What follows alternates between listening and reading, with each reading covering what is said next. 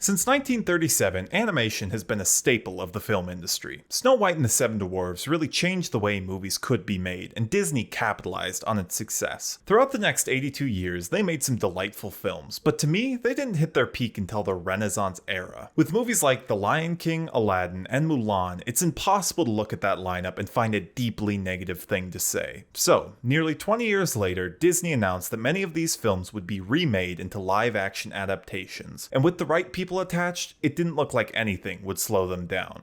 Right? Yeah. Nothing could have prepared us for what we had in store, though, with some of the most unabashed cash grabs of this century trying to defile the legacy of these animated classics. And the worst part about it, the audience ate it up. It was a problem that had become too large, and after May of 2019, there was no stopping the behemoth that was.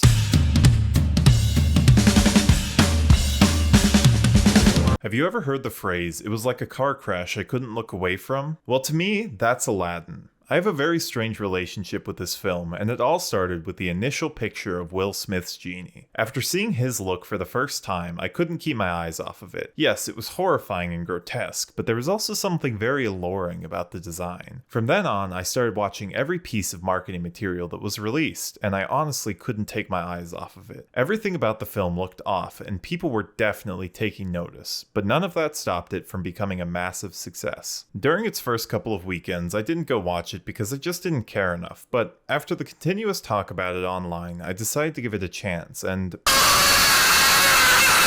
I don't even know where to start. Whether it's the characters, dialogue, costume, CGI, scope, music, or anything else, Aladdin is so much worse than Aladdin. From the instant the film began, I was put off by the lack of spectacle. Instead of getting a grand opening with incredible animation, vibrant colors, and a true sense of scale, we got Will Smith on a boat, and a CGI monkey that looks awful going through a mundane marketplace. There's nothing there to show the audience why we're watching. The movie just rightfully assumes that you've seen the original and doesn't need to create a whole new world of its own. This is a problem that persists throughout the film, and is heightened by the poor CGI work done to each creature. Now, I'm not saying that every little thing needs to be perfect, but when you're a company worth billions of dollars remaking a beloved film, there should have been more effort poured into the visual effects. With both these problems combined, it dismantled the enjoyability of many classic scenes, causing me to become more detached from the movie. Now, if this was a film that didn't require these elements in order to function properly, I probably would have forgiven them, but when the most important scene is Aladdin and Jasmine on a magic carpet flying through the city, it can become excruciating to watch. That's just all of the base level stuff though. The biggest issue to me lies within the characters. When you're making a movie called Aladdin, the best part, or at least one of the best parts, should be the character of Aladdin. Unfortunately, that's just not the case here. Aladdin, played by Mina Massoud, just doesn't do a very good job in the role. When he's supposed to come off as charming, he comes off as weird and creepy. When he's supposed to be scared or ashamed, he just comes off as dull or uninteresting. When he's supposed to show happiness or excitement, he actually does an okay job. But for everything else, he drops the ball. Now, I know this was his first major role, and I don't blame him for his performance at times. I couldn't imagine being told to pretend there's a monkey you're talking to, or record a dance scene in a room that's almost entirely green screened. He's forced into some challenging situations, but that just adds to my case. If you were going to completely redo an incredible film like Aladdin, you need someone that lives up to the name. He's not even the worst offender though. When you look through lists of the best Disney villains of all time, Jafar is always on them, and there's good reason. In the original, he is frightening. His character has this chilling voice that sends tingles down your spine, and he always feels like a threat to the kingdom. But in Aladdin 2019, he's a little bitch. Nothing he says or does ever evoked any dread into me, and I never felt like the kingdom would actually fear him. Even in the opening sequence, his guards are doing the dirty work for him while he just sits back looking stupid. The actor Marwan Kanzari can't even hold his own against this mediocre cast, and it continued to drag the film down on the good movie-o-meter. This is all compounded by the fact that Disney made the stupid-ass decision to not have Iago speak. In the original, he was the funny man to Jafar's straight man, and taking that away forced Kanzari to be the sole antagonistic force, which he just wasn't able to deliver on. To top all of this off, the climax of the film is Iago turning into a big bird and chasing Aladdin. What the fuck is this, Sesame Street? The original was so cool because Jafar was getting cocky. He put everyone in their place, and instead of sending his crony bird after them, he turned into a snake and took on Aladdin alone. It was just There's more character depth that we didn't get from the remake, and it suffers for that. But with all these things behind us, I want to talk about the one shining gem in this coal mine of a movie. Yeah.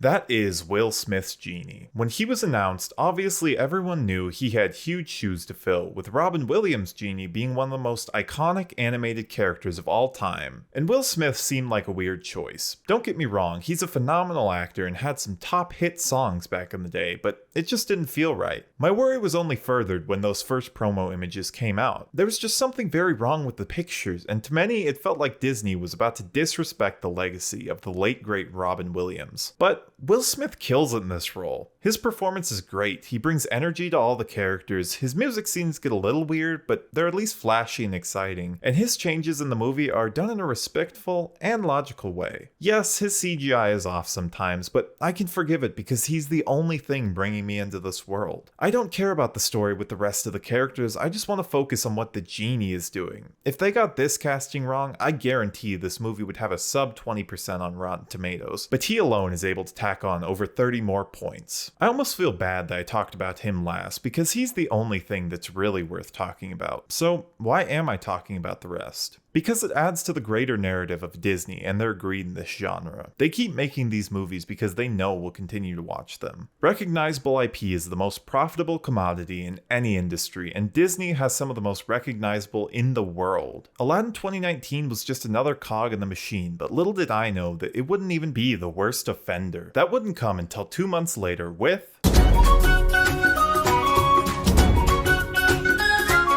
In my experience, there are very few movies you'll watch in your lifetime that are truly life-changing. For me, The Lion King was one of those movies. As a child, it was absolutely my favorite thing. My bedroom was Lion King themed. I slept with my lion stuffed animal every night, and the movie would constantly be on somewhere in my family's house. So I have a deep personal tie to this film. That's why when the first trailer was released for the remake, my hype levels went through the roof. The marketing team at Disney did an incredible job capitalizing on the nostalgia that this film brings out in so many people, while simultaneously hailing this as the next movie from Jon Favreau, who just remade the critically acclaimed Jungle Book. The issue was, that's all they did. At the time, it was extremely hard for me to take off my nostalgia goggles and look at the film separately from the original. But if I had, I would have realized the trailers revealed this film's true intentions from the start. So, after a few months of building up my hype, I finally went to go see The Lion King, and it is one of the worst movies I have ever seen. The film was sucked of nearly all its charm and turned into a soulless, bland, and irritating blob of nothingness. It has many of the same problems as Aladdin, but also numerous of its own. The biggest issue I and many other people have with this remake is there's no expression on the characters' faces. When you watch the original Lion King, you can see how upset Simba is when his father's killed. He displays so much emotion that it still makes me cry to this day, but in the remake you get none of that. There's no change in their facial features, you can't see the reaction to his overwhelming realization that his father's gone and he's the reason why. All you get is a blank face and a few tears. Even with the relatively good voice acting, you just can't feel any sense of despair from the character. This was a problem in Aladdin because much of the acting just wasn't very good, but it's even more of a problem here because there aren't any human faces to even try to convey these emotions. All you have is the characters' voices to lead us through the film. But I will say, because of this, another thing that had me so excited during the marketing phase was the actors they had gotten for each of these roles. Donald Glover was a perfect pickup for Simba, not only because he's a great actor, but also because he has an amazing voice that could absolutely bring some new blood to these classic songs. Billy Eichner as Timon and Seth Rogen as Pumbaa were again just incredible choices. Maybe not as musically skilled, but the comedy roots were there and they seemed like they had the perfect chemistry and resumes to reinvent these parts. Beyonce was the only one I felt a little weird about. Sure, she has a great voice, but she didn't have any acting experience that wowed me. Fortunately, Nala wasn't in the original that much, so I figured it wouldn't be a big deal. Unfortunately, I was so wrong about a lot of these characters. Donald Glover was alright as Simba, but something felt off every time he spoke, and what I thought would be the biggest strength with his singing was actually a massive weakness in every song except for Hakuna Matata. I didn't even have high hopes for Beyonce, and she still disappointed me. I was not buying into her performance as Nala one bit, and her musical style not only clashes with the instrumentals, but also Donald Glover. She's constantly doing her cursive singing, which would have been fine on its own, but doesn't work when paired with someone else. This, along with the smaller issues in her performance really made me feel like the producers cared much more about the name Beyoncé than the production quality she actually bring.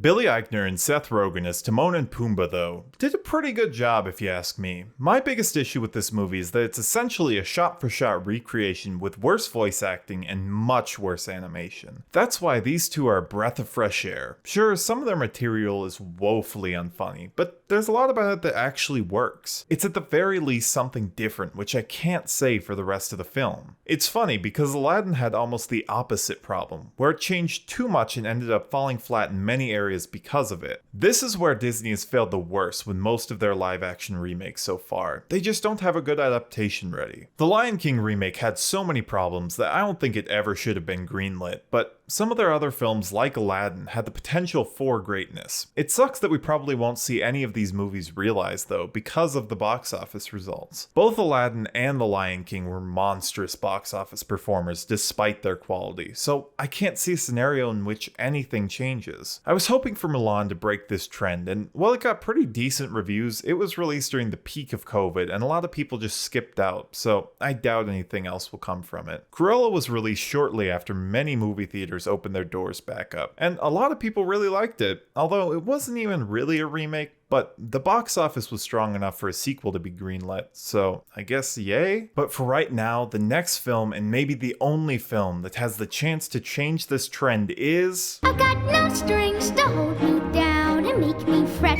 or make me frown. So, I'm writing this the night before Pinocchio releases, and I just want to say, it looks dreadful. The trailers have been awful for this movie, and the CGI is unbelievably bad. You can't take the charming animation style from the 40s and turn it into this. I feel like that should get you thrown into prison or something. Even Tom Hanks, who's a national treasure, doesn't look like he can salvage the film, but all I'm gonna say for right now is, there's probably a reason Pinocchio isn't getting a theatrical release.